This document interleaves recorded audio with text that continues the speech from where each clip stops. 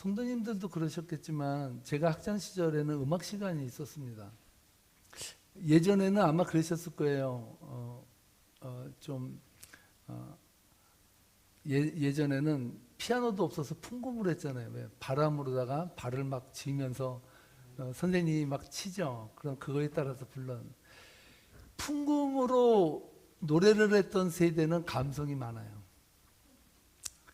저 때는 약간 좀 피아노 쪽으로 좀 갔거든요. 그래도 그 감성이 약간 중간이야. 그러니까 여러분 좀 오래 사신 분들 슬퍼하지 마세요. 아, 나는 감성이 풍부하구나 이렇게 생각하면 돼요. 제가 듣기로 미국에서는요 음악 시간이 필수가 아닌 걸로 알고 있습니다. 그게 참 서글퍼요. 참 불행이라고 생각하는데 이 노래를 가르치고 노래를 배운다는 건요 참 인생을 배우고 더욱더 인생을 풍부하게 살 수 있는 그런 시간이 됩니다. 저는 학창 시절에 음악 수업 시간을 가장 많이 기다렸어요. 제가 가끔 설교 때마다 노래를 하잖아요. 왜 노래하냐? 음악 시간에 불렀던 그 정서가 너무나 좋고, 여러분 하나님의 말씀을 들을 때 여러분들의 마음이 열리지 않으면요 절대 하나님의 말씀이 여러분들의 가슴속에 스며들어가지 못해요. 그래서 제가 늘 어떨 때는 노래로 열고 어떨 때는 간증으로 열고 여러분들과 함께 제가 소통하면서 말씀을 전하는 것을 제가 좋아합니다.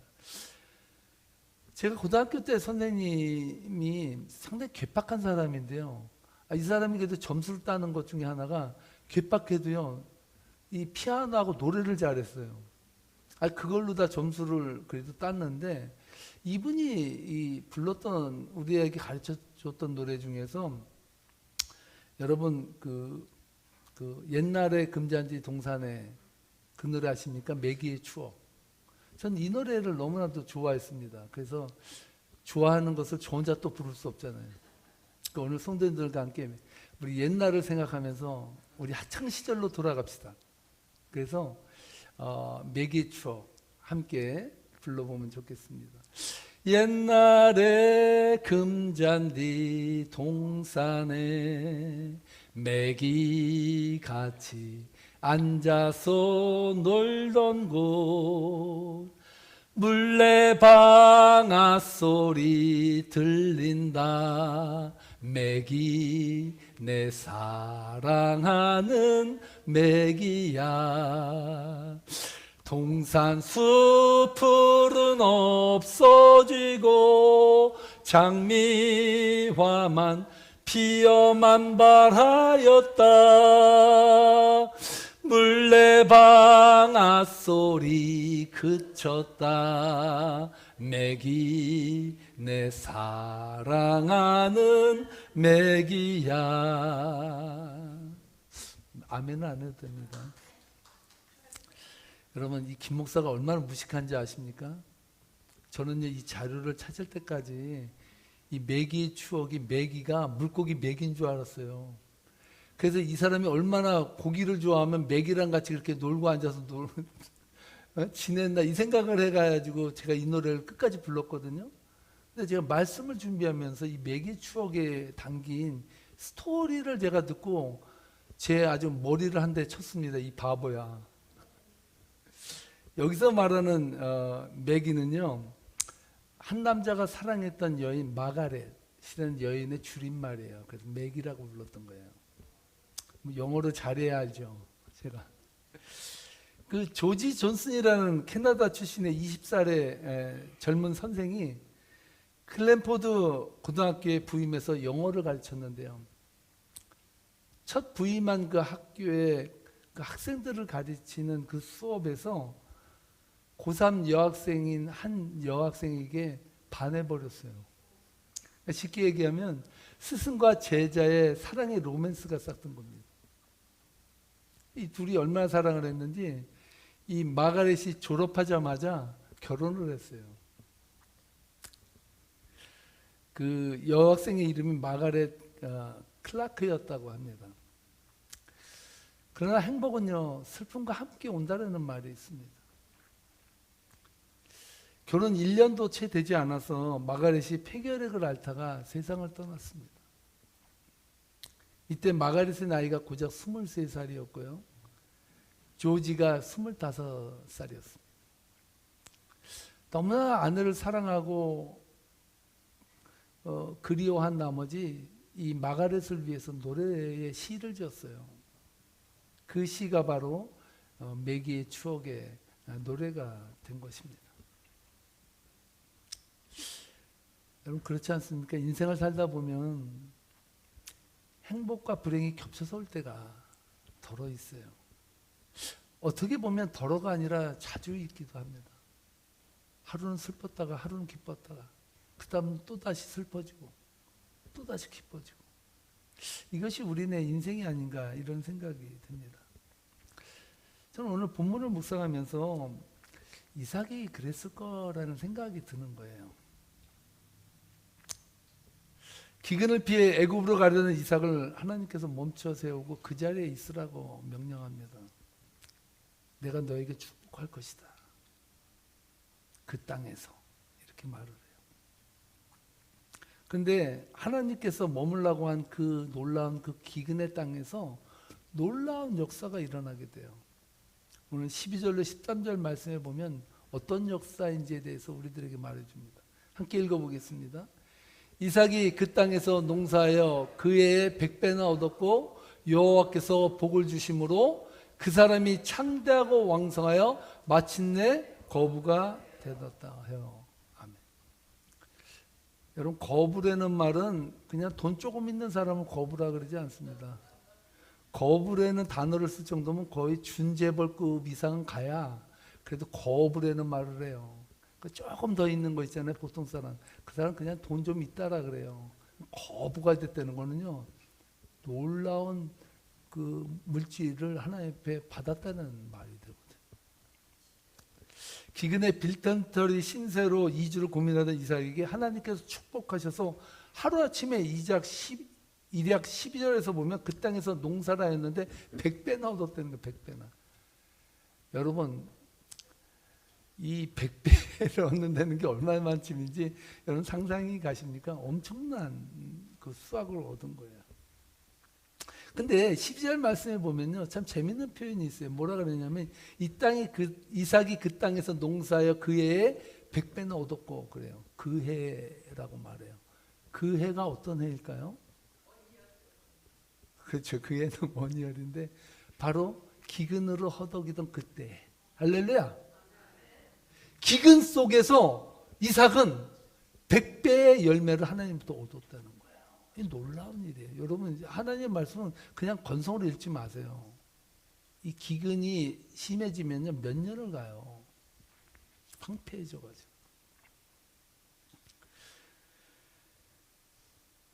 김영문 목사님 아버지 이야기를 지난번에 드렸잖아요. 이 아버지가 선교사로 요르단에 가서 2층짜리 센터를 크게 잘 짓고 거기서 리타일 하려고 준비하다가 한국에 입국했다 다시 들어가려고 할 때 그 요주의 인물로 찍혀가지고 여러분 입국 거부를 당하고 한국으로 다시 들어갔잖아요. 숟가락 하나 못 들고 선교지에서 쫓겨나서 한국에 있을 때 그 아버지가 그랬다잖아요. 선교사는 선교지에 가서 죽더라도 거기 있어야 된다. 그 아버지가 그렇게 해서 쫓아낸 거예요. 그래서 세르비아로 갔다 그러잖아요. 참 그 아버지가 대단한데 참 목사 둘을 세운 분이시죠. 이분이 장로님이신데 그 농촌교회에 한 번은 그 농촌교회에서 건축을 하기로 했습니다. 그 교회가 너무나도 오래되고 시골 교회라 낡고 작아서 이걸 증축을 했어요. 증축을 하게 됐는데 이 장로님이 그 집안에 돈도 얼마 없는 분이 작정을 한 거예요. 수천만 원을 그 당시에. 이건 상상이 안 가는 그 액수를 하신 거야. 근데요, 그때 작정하고 나서 놀라운 일이 벌어졌는데 한 번에 이 집에서 키우는 이 개가, 새끼는 아닙니다. 개새끼 하면 욕이라 안 돼요. 개가 나가가지고 임신을 해서 돌아왔네. 그때 이 개가요, 강아지를 낳았는데 8마리인가? 엄청나게 낳았대요. 엄청나게. 그래서 그 강아지를 통해서 그 개를 통해서 그 개가 번성하기 시작하는데요. 나중에는 하도 새끼를 많이 낳아가지고 80마리가 됐대요. 80마리. 상상이가요? 완전히 집이 개판이 된 거예요. 개판이. 그렇게 되다 보니까 하루는 복날이 다가왔는데요. 그 당시에 개값이 송아지값 이상 간다는 말을 할 정도로 비쌌던 데가 있었대요. 그때 이 개를 판 거예요. 다. 거기서 수천만 원이 벌린 거예요. 또 한 번은요. 그 일이 있고 나서 고추를 심었대요. 고추를 심었는데 그 당시에 여러분 아세요? 탄저병이라는 게 와가지고 전국에서 완전히 고추 농사가 망한 적이 있어요. 아시죠? 그때 멕시코에서 뭐 수입하고 막 그랬을 때인지 모르겠어요. 자주 하여튼 오래전의 일인데 이분이요. 그 마을 전체에서 다 탄저병으로 다 고추가 농사 다 망했는데요. 믿거나 말거나예요. 이건 김 목사님이 말했으니까 저는 그분을 믿고 다시 한번 전화해서 물어봤어. 확실하게 돈이 얼마냐는 기억이 안 난대. 자, 아직은 탄저병으로 거기에서 다 고추 농사가 망했는데 장로님네 반만 고추가 파릇파릇하게 연그러 가는데 사람들이 다 놀랬다는 거 아니에요. 그때 고추값이 금값이었는데 그렇게 해서 하나님 앞에 그걸 그대로 드렸대요. 그날 이후로 그런 일은 벌어지지 않았대요. 그런데 놀라운 역사예요. 제가 왜 이 말씀 드리냐. 하나님은요.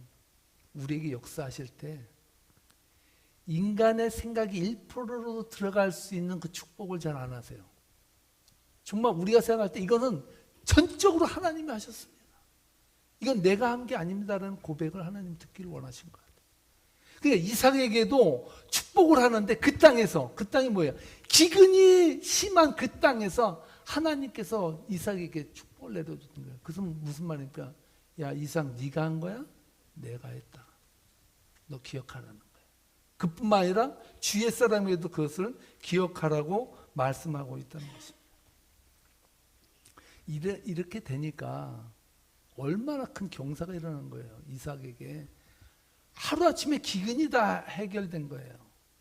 근데 문제가 생겨요. 이 기쁨 뒤에는 불행이 엄습하는 거예요. 어떤 불행이냐? 14절로 15절 말씀에 그 말씀이 나옵니다. 함께 읽어보겠습니다. 양과 소가 때를 이루고 종이 심이 많으므로 블레셋 사람이 그를 시기하여 그 아버지 아브라함 때 그 아버지의 종들이 판 우물을 막고 흙으로 메었더라. 쉽게 말해서 요즘 말로 깽판 친 거예요. 깽판 친 거예요. 아니 완전히 우리는 배고라서 죽을 판인데 이삭의 그 땅에는 결실이 100배로 얻어지는 것이 되면 여러분이라도 눈 안 돌아가요? 우리나라 말에 사촌이 땅을 사면 뭐가 아파요? 어떻게 잘 아세요 그렇게? 배 아파 봤으니까 알지. 여러분 남만 잘 돼봐요. 잘 돼도 그냥 조금만 되면 아이 그래 조금만 되다 말겠지 이러지만 너무 잘 돼버렸어. 그러면 여러분 눈 돌아가지 않아요? 눈 돌아가는 거예요. 눈 돌아가. 진짜 이 성경은요 우리의 심리를 그냥 들었다 놨다 해. 너무나 아주 그냥 절묘한 그런 것을 우리들에게 그대로 전해주는 게 놀라운데요. 아니 그전에는 이삭의 아내가 누이라고 속이면서 있을 때 발각되었을 때는 내가 너를 보호해 줄게 아비멜렉이 막 말하면서 염려하지 마 앞으로 이 이삭을 건드리는 사람은 내가 가만히 안 둘게요 이렇게 말하던 아비멜렉이 완전히 돌변해 버렸어요. 그래서 16절에 보면요 아비멜렉이 이삭에게 이렇게 말해요. 함께 읽어보겠습니다. 아비멜렉이 이삭에게 이르되 네가 우리보다 크게 강성한즉 우리를 떠나라. 너무 잘 나가니까요 배가 아플 뿐만 아니라 시기가 나고 흥질이 나는 거야. 우리는 배고라 죽는데 니는 어떻게 이렇게 잘 살 수가 있냐. 야 보기도 싫으니까 그냥 가. 내 눈에서 사라져 그래요. 아비멜렉의 입장에서는요 꽤 큰 배려예요. 왜? 아니 빼앗고 죽이고 그냥 끝내버리면 되잖아요. 그래서 살려주고 가라 그런 거예요. 놀라운 배려예요. 그런데요, 이것이 저는 강자의 횡포라고 생각합니다. 여러분 세상 역사는요, 심이 정의예요. 힘 있는 사람이 정의로운 거예요. 이 세상은 그렇게 돌아가요. 이번에 윤석열 전 대통령이 여러분 쿠데타에서 실패했잖아요. 쿠데타에서 성공했으면 혁명인데 실패했으면 내란이에요. 세상은요, 힘이에요. 내가 성공했으면 그 힘을 가지고 자신의 권좌를 유지하고 가는 거예요. 실패하면 완전 역적으로 내란을 몰리는 거예요. 이 세상 정의는요, 힘하고 관계가 있어요. 아주 더럽지만 이게 현실이에요. 그래서 많은 사람들이 더러우면 권력을 갖고, 더러우면 돈 벌고 그렇게 살아, 그렇게 말하는 거예요. 약자들이 숨도 못 쉬고 사는 게 요즘 세상 아니에요. 저는요, 하나님 앞에 기도하는 게 있어요. 러시아가 사실은 뭐 정치적으로 뭔가 혁명을 이루고 해방을 이루기 위해서 우크라이나를 치러 간다 그러지만요, 쉽게 얘기해서 강자의 횡포예요. 그러니까 강자가 힘으로 약자의 것을 약탈해서 내가 좀 더 취하겠다는 거예요. 그거밖에 아니에요. 저는 하나님한테 기도해요. 제가 우크라이나에 손님이 저희 교회 가게에 왔을 때 제가 그랬어요. 50불, 그러니까 100불인가? 책을 제가 써주면서 거기 펀드라이즈 하는데 같이 좀 넣어달라고 그랬어요. 내가 너의 아픔을 내가 함께 한다 그랬어요. 여러분, 하나님이 정의로운 이유가 한 가지 있어요. 그게 뭔지 아십니까? 하나님은요, 약자의 눈물을 닦아주는 분이에요. 하나님은 한 번도 강자가 약자를 누를 때 네가 잘했다라고 말한 적이 없어요.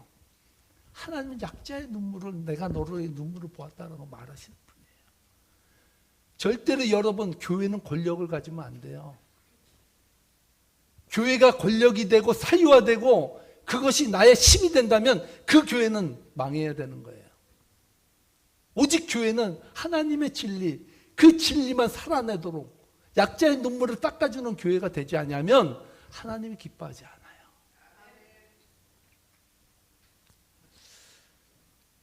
17절 말씀에 보면요, 이렇게 말합니다. 안 나왔는데 제가 읽겠습니다. 이삭이 그곳을 떠나 그랄 골짜기에 장막을 치고 거기 거류하며. 뭐 약자가 뭔 힘이 있어? 떠나라 그러면 떠나야죠. 아니면 죽는데 그냥 가는 거예요. 소리 없이 그냥 싸가지고 가겠습니다 인사하고 가는 거예요.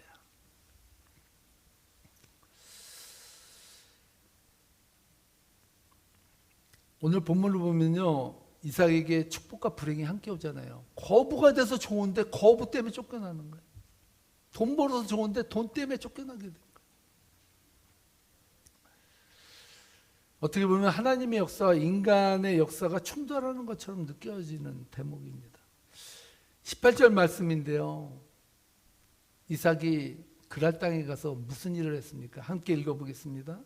그 아버지 아브라함 때 팠던 우물들을 다시 팠으니 이는 아브라함이 죽은 후에 블레셋 사람이 그 우물들을 메었습니다.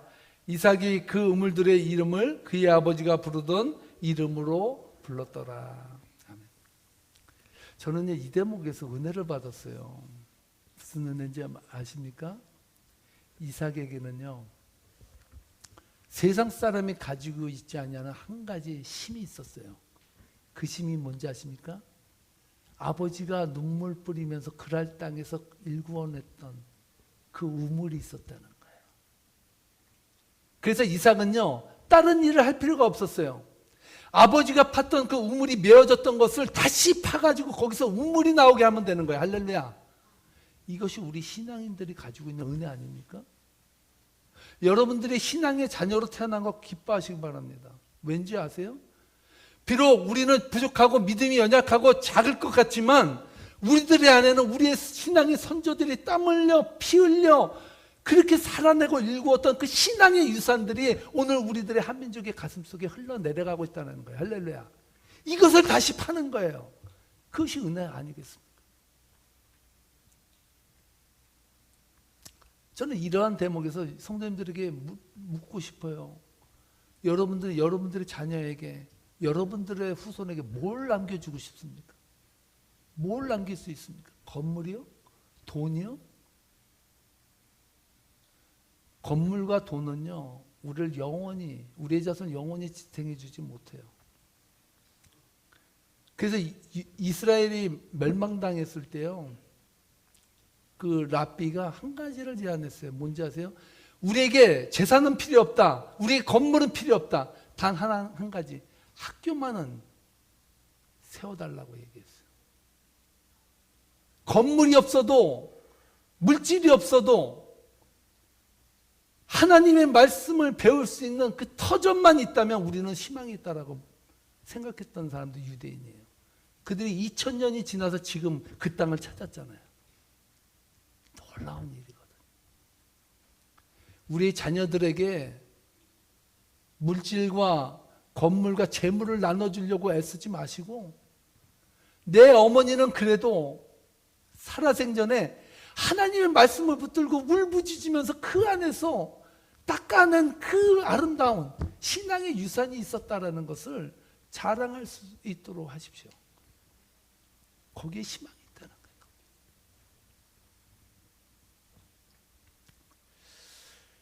아브라함과 함께 하셨던 신실한 하나님께서 이삭과도 함께 계셔 주신 것입니다. 이삭의 종들이 파는 곳마다 우물이 터져 나와요. 제가 볼 땐 이 이삭의 그 회사를 저희가 기용을 하면 우물을 맨날 파면 잘 나올 것 같아요, 느낌에. 아니면 파면 나와, 파면. 놀랍지 않습니까? 우물 전문업자가 됐어요. 우물 전문업자. 19절 말씀인데요, 함께 읽어보겠습니다. 이삭의 종들이 골짜기를 파서 샘 근원을 얻었더니, 아멘. 이삭의 종들이요, 골짜기를 파서 샘 근원을 얻었어요. 샘 근원은 뭐냐면요, 물이 밑에서부터 지하수가 펑펑 올라오는, 그걸 뭐라 그래요? 약수 비슷한 거죠. 그 물이 터져 나왔다는 거예요. 놀라운 일이에요. 그런데요, 샘 근원을 얻은 것도 잠시예요. 제가 그랬죠. 행복과 불행은 같이 온다고. 20절로 21절 말씀에 보면 냄새를 맡았어. 그랄 사람들이 또. 어떠한 냄새를 맡았는지 우리 한번 보겠습니다. 그랄 목자들이 이삭의 목자와 다투어 이르되 이 물은 우리의 것이라 하며 이삭이 그 다툼으로 말미암아 그 우물 이름을 에색이라 하였으며, 또 다른 우물을 봤더니 그들이 또 다툼으로 그 이름을 신나라 하였으며. 아멘. 파는 대로 물이 나오는데 파는 대로 가져가네. 그 파놓고 보면 이거 내 거야 놓고 가라는 거예요. 이 더럽지 않아요? 야, 정말 이게 이 세상판하고 얼마나 이게 똑같습니까? 예? 어렵게 힘들게 만들어 놓으면 있는 놈이, 권력 있는 놈이 낼 놈하고 가져가고요. 제가 누차 여러분들에게 말씀드리는 게 있어요. 하나님의 말씀을 읽을 때 행간을 읽으라고요. 여러분, 하나님 말씀을 읽을 때 이 말씀과 제가 함께 섞어서 여러분들에게 전하면 생동감 있게 살아나지 않습니까? 아, 이게 이러한 적이야? 라고 느껴요. 여러분들이 성경을 읽을 때 재미없고 자꾸 조는 이유가 뭔지 아세요? 행간을 이해하지 못해서 그래요. 생각해 보세요. 기껏 힘들게 해가지고 점포 하나 간신히 만들었어. 근데 있는 사람이 와가지고, 조폭이 와가지고, 야, 이거 내 거야. 수고했어, 그동안. 놓고 가. 예, 알겠습니다. 감사합니다. 하고 놓고 가. 또 하나 어렵게 해서 점포 하나 만들었어요. 근데 행정관이 와가지고, 야, 이거 우리 국가 귀속이야. 하고 가져간다고 생각해봐요. 네, 알겠습니다. 하고 또 줘. 이삭의 마음은 좋겠냐고요. 여러분들이 이삭이라면 진짜 눈 뒤집어지는 일이에요. 환장하는 일이에요. 여러분, 남의 일이라고 해서 지금 화가 안 나죠? 그럼 저는 이삭에게 물어봤어요. 화병 안 났냐고. 나도 12번은 났대요. 나도 12번은. 진짜 이거는 생사의 문제예요. 생사의 문제. 이것보다 더 서러운 일이 어디 있겠어요? 그래서 그 빼앗긴 우물의 이름을 에색과 신나라고 줬대요. 에색이라는 단어는요, 다투다라는 뜻이에요. 그리고 신나라는 단어의 의미는 대적한다라는 의미가 있어요. 다투고 대적한. 물을 간신히 얻었는데 다투고 대적돼서 끝나버렸다. 이렇게 이름을 줘버렸다는 거야. 아유, 그냥 죽고 만다 하고 끝내버렸다는 거예요. 그러나 이삭은요, 좌절하지 않고 계속 우물을 또 파요. 아주 참 이게 여러분 신앙인들이 가질 끈기인 것 같아요. 여러분 우리가 다 망한 것 같고 멸망한 것 같아도요, 염려하지 마세요. 3-4번, 3판이 있다니까요. 세 번째가 있는 거예요. 세 번째. 네? 세 번째 우물을 팠을 때 그럴 사람들도 낯짝이 있는지 더 이상 달려들지 않더라는 거예요. 22절 말씀인데요. 함께 읽어보겠습니다. 이삭이 거기서 옮겨 다른 우물을 팠더니 그들이 다투지 아니하였으므로 그 이름을 르호봇이라 하여 이르되 이제는 여호와께서 우리를 위하여 넓게 하셨으니 이 땅에서 우리가 번성하리로다 하였더라. 여러분 그 원문적인 걸 너무 어렵게 생각하지 마세요. 여기서 보면 르호봇이라는 단어의 뜻이 뭘까요? 예, 너무 길게 하지 마시고 한 단어로, 그렇게 긴 단어가 아니잖아요. 르호봇이라는 단어는요, 넓다라는 뜻이에요. 하나님께서 이제는 평탄하게, 내가 그렇게 눈물고짜기 해서 그렇게 빼앗기고 살았는데 이제는 하나님께서 그 모든 수고와 눈물을 다 거두시고 이제는 평탄하게 그 우물을 사용할 수 있는 그러한 터를 하나님께서 만들어 주셨다라는 뜻이에요. 할렐루야. 이런 은혜를 받고 싶지 않으신가요?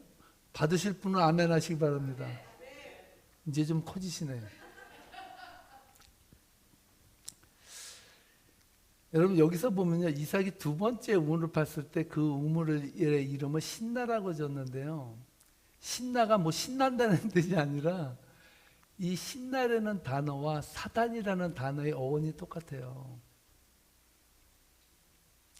대적하는 거예요. 대적.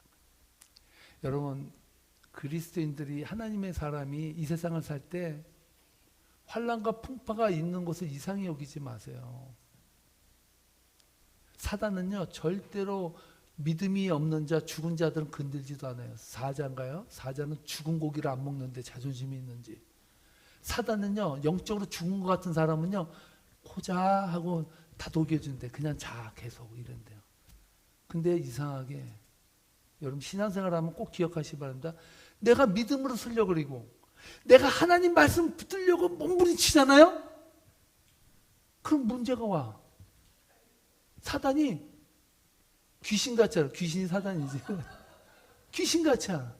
그래서 어디선가 누군가가 무슨 일이 있으면 나타나서 대적하고 교란하는 거야. 근데요 영성이 깊은 사람은 그걸 봐요. 영의 눈이, 영의 줄기가 열려 있으면 그걸 봐요. 근데요 믿음이 약하잖아요. 에이, 내가 예수님 믿고 복 받은 줄 알았더니 이게 뭐야? 내 인생에 이렇게 어려움이 또 오는 거야? 에이, 포기. 이제는 예수님 믿고 뭐고 이제 빠이. 이제 난 끝이야. 이렇게 생각한다. 당연한데 대적자는 항상 우리 옆에서 그렇게 도사리는데 우리는 영적으로 그것이 도전이라는 걸 모르고 지낸다는 거예요. 그래서 사탄은요 방해꾼입니다. 방해하는 거예요. 여러분 교회가 잘 돼봐요. 우리 교회 얼마나 지금 예쁘고 아름답게 여러분들이 파릇파릇하게 얼마나 좋습니까? 그러면요 사단이 고춧가루 뿌린다니까요. 이상한 게 아니에요. 영적으로 우리가 깨어있지 않으면요 당해요. 우리는 누구나가 다 선줄로 생각하면 넘어질까 조심해야 돼요. 섰다라고 생각하는 것만큼 위험한 게 없어요. 그래서 교만은요 패망의 선봉이에요. 목회자나 성도님들이나 여러분, 내가 섰다라고 생각하고 내가 믿음이 이제 좀 생겼네 생각할 땐 제일 위험할 때라는 거 여러분 기억하세요. 진짜 위험해요. 차라리 하나님 앞에는 부족을 달고 나는 부족합니다라고 쓰는 게 더 나아요.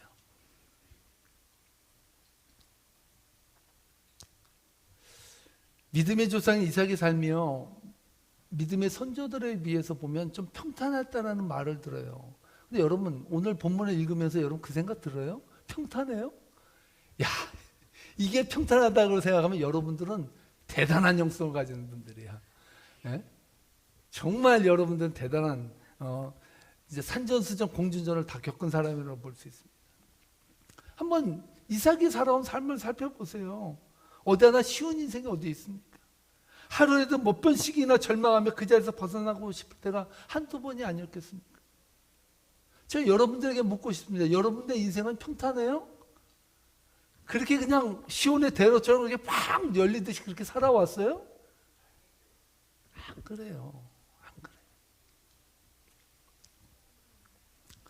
저는요, 이민의 삶을 살았던 모든 분들을요, 저는 존경해요. 어떤 분은 그러더라고요. 이민 와서 사는 분들은 6.25 때 총알을 피한 그 국민의 후예라고. 6.25 때 총알을 안 맞고 피해서 살아난 사람들의 후예들만 이민 온다는데, 그 정도로 강인하게 우리는 살아왔다는 거예요. 그래서 어떤 분들은 그렇게 말해요. 나의 인생을 책으로 쓴다면 술에 한 술에는 쓸 수 있다고. 저는 그 말에 동의해요. 사연 없는 인생이 어디 있고 아픔 없는 인생이 어디 있어요.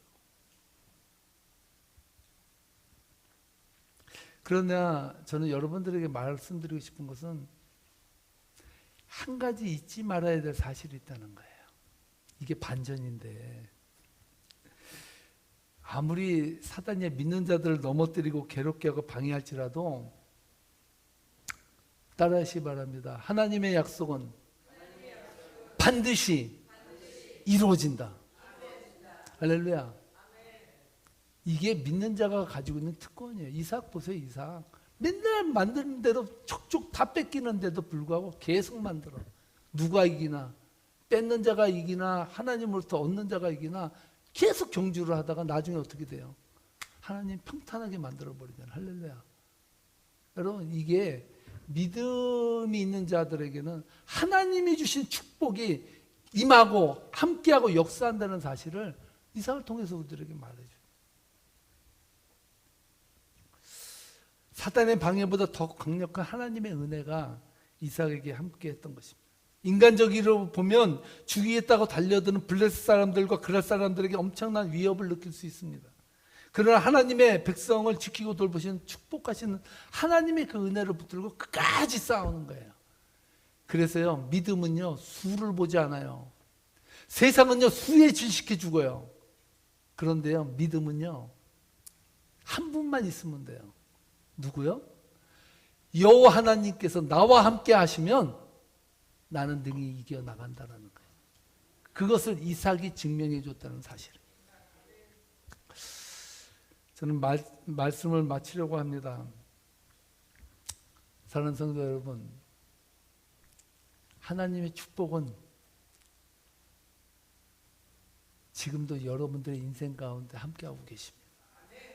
비록 여러분들이 지금 인생의 어려운 길을 걸을지라도, 가시밭길을 걸을지라도, 환난을 만날지라도, 절망하고 낭망한 순간을 만날지라도 절대로 실망하지 마시고, 종국에는 하나님이 승리할 것입니다. 이것을 믿고 비록 힘들지만 묵묵히 여러분들에게 주어진 문제들을 헤쳐나가며 신앙의 야성을 키우는 세계민교회 성도님 되기를 주님으로 축복합니다. 축복합니다. 기도하시겠습니다. 하나님 감사합니다.